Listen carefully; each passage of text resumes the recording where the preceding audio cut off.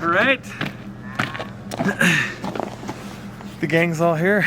Today is gonna be, as always and as usual, actually, not as usual. The sun's gonna be shining for today, but as usual, we're gonna be on a great adventure. This is an adventure that we do just one time a year, okay? One single time out of the year.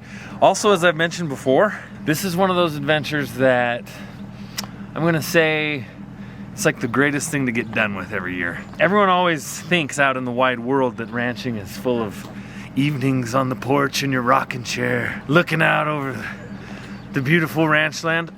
As you've learned from following along, that's rarely the case. It's always mania and just stuff and craziness. So today is one of those days that gets a little hectic. We are branding our calves today. Why do we brand our calves? Let me just walk you through this real quick. We have to brand our calves because it shows ownership. Otherwise, someone could come and steal your animals and there would literally be no way that you would know they're yours. Much like the young folk tattooing themselves these days. A brand is a permanent thing.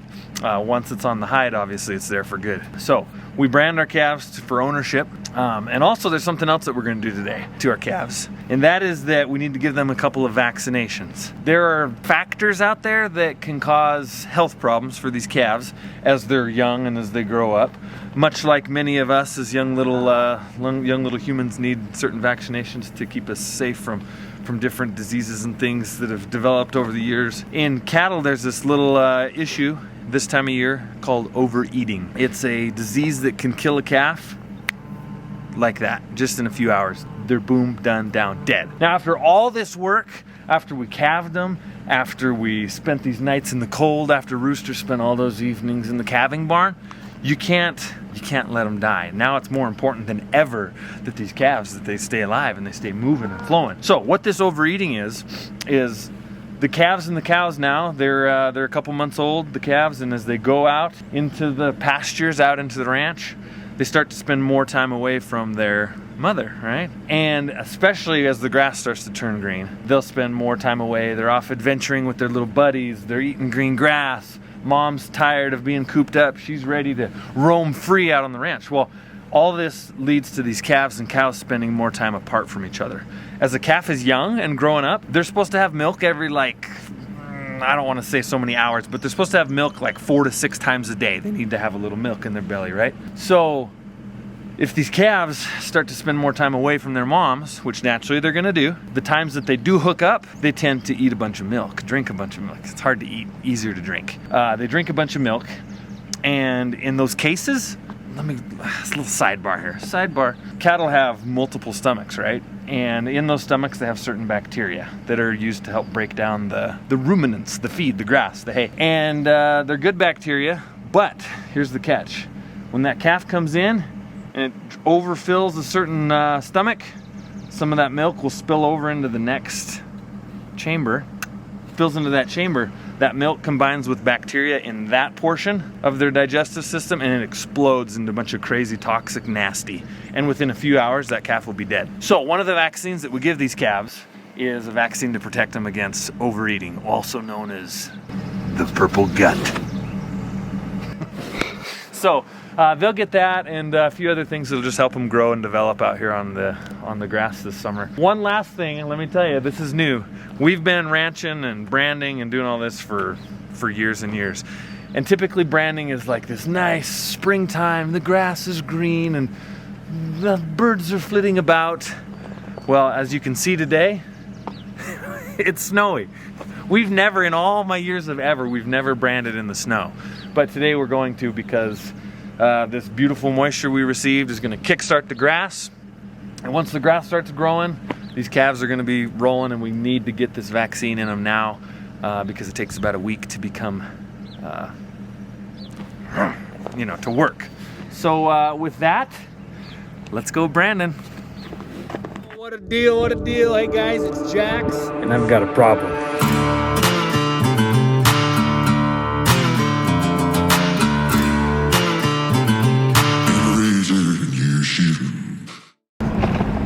So the cattle are kind of out in this pasture. Each fence just kind of V's out, and the cattle are out in the far end of it. And so we're just going to get around them and bring them in. So there might be a few times where we have to jump out. Yes. I think one of my greatest biblical letdowns was when I realized that David, who slew Goliath, you know, one of the greatest stories of all time, right? Like the ultimate underdog, David. When I learned that he grew up to be the same David that saw Bathsheba bathing on the roof or whoever. Was it Bathsheba? Was that her name? And then sends her husband off to war to die? Same guy! Same guy! I'm like, nobody talks about this. Everyone's like, David was such a good boy. And I'm like, yeah, and he turned into such an awful guy. I think what we learned about David is that he's like a master swindler. Schwindler. Like he goes up against say Goliath. Schwindler again? Schwindler. You put a lot of W's in it, I like it. Schwindler. He goes up against Goliath, and instead of like a fist fight, he slings a rock at his head. Like, of course you're gonna kill him like that. And then instead of winning Bathsheba on his own, sends her wife out to war. He could have literally been like, His wife. well, these days. Her husband. See, he probably could have just rode in simply on his reputation alone, like, I slew the dragon. And she'd have been like, you did. And no, he just was like, no, I'm gonna send him out. Such a letdown. Don't be a David. Don't be a swindler. So far this is going suspiciously well, yeah. Usually this means there's gonna be a big stampede once they realize they're getting trapped. No. No! The cow turns to the calf. Child, you must run. Run! Run for your life! Run before they cut your balls. Mom! But no! Wait! It's like, no. Run, my child. Save yourself. For the hide, for the hair upon your hide, run, child. Run! Manhood is in danger. See, and then here's the other kick. Everyone's like, that's so cruel and mean. Same people are going in, getting tattoos, getting branded at the parlor. You're like, have you ever thought maybe these calves want to get branded? I think it's cool. Part of the gang. I want like give me a tribal brand if you would, right around my bicep Are we here. still gonna brand Kobe today after it's all done? Yeah. You want the little one or the big one? If you want, I can just like hop in with the rest of the cattle and then We push him through the chute just like the rest. exactly. I'll just pop in there. Around my tail. So interesting thing about this year also will be that it's one of the first times that we haven't branded with Weston. No, you're not here to brand. No, you're in Texas, right? Yeah, you are in Texas. So it means you're not. No, you're not here. You're not here. We're gonna get it done without you. I promise things will go well without him. It's always tough teaching the rooks how to move cattle. But Kobe's been very quick to pick up all the ways. So.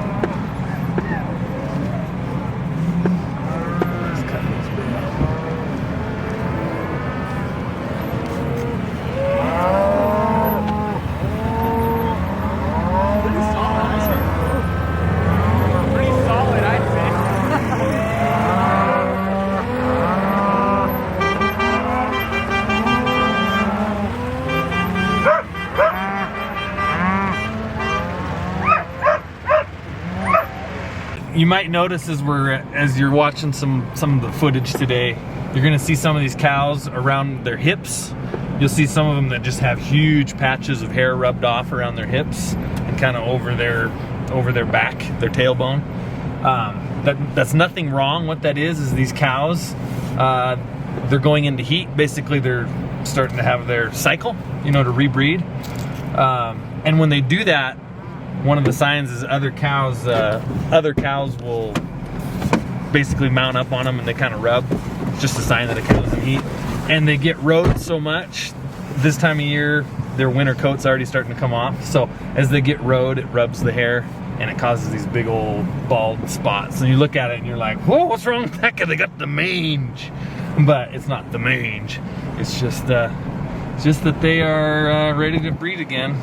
We won't breed them until quite a bit later, but they are able to be bred if so desired. Okay, now minions, we're gonna funnel them into that gate between the tractor and the grain bin there. It's already out. They're already gone. They're gone.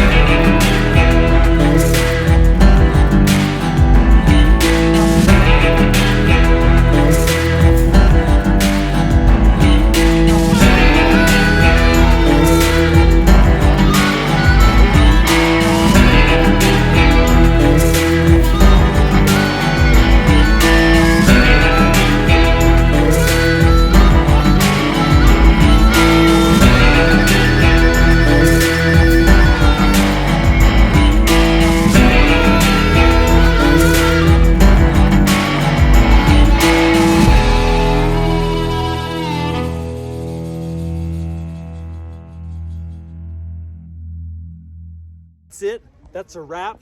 That's Brandon 2022. And I'm gonna have to actually say that it went as well as any Brandon that we've ever done. And maybe it was because this is the first time that you all were along for a Brandon. Tell you what, we had some family come, had some friends come, and you know what? It's pretty tough to beat Allen fam work cruise. And then when we couple that with some good friends, it went great. A lot of cold fingers, a lot of cold hands. I'm out of the wind right now, but it's blowing hard and there's a little more snow coming in, it looks like. The weather says it feels like about 10 degrees outside. I agree. But that's it, you guys. That is that. First time ever in the snow. It's usually green grass and warm. What a bizarre year. But I'll take a cold Brandon in exchange for having some snow on the ground. I'll tell you that. So the next couple of handful of days, week or so, I think this grass is really going to take off, and let's hope that we get some timely moisture and keep things moving along. So hey, if you haven't, actually you probably have. No, I'm not even going to say if you haven't, like and subscribe. This is what I'm going to say. If you're someone out there, because I've actually met some of these people. If you're watching this and you haven't taken the time to set up a YouTube account for yourself, this is where I'm serious. You subscribe to whoever and however you want, but if you haven't taken the time to set up a YouTube account for yourself, this is me in all my glory encouraging you to take a few minutes, come up with a username, come up with a password, so that you can have your own YouTube account. And then that allows you to start picking out some of these. Essentially, we're just like little TV stations, little TV channels. It allows you to pick out channels that you like, that you want to follow, and so some of you, because I know there's a fair decent number of you guys out there that are watching this that are not even logged into a YouTube channel. So set up your own account. You don't have to post videos and do that. It's not like social media. Set up an account, and that way you're allowed to get a few notifications when things happen, and subscribe and comment. That's the other thing. If you're logged in, you can chat, you can comment. I really try to chat with as many of you guys as I can. I'm not perfect with it, but better than almost everybody, I think, on YouTube as far as staying in touch with you. So do it, and we're gonna go. We're gonna kick these calves out. Dad's out laying down a little feed. Whew, there's the wind. Oh, baby.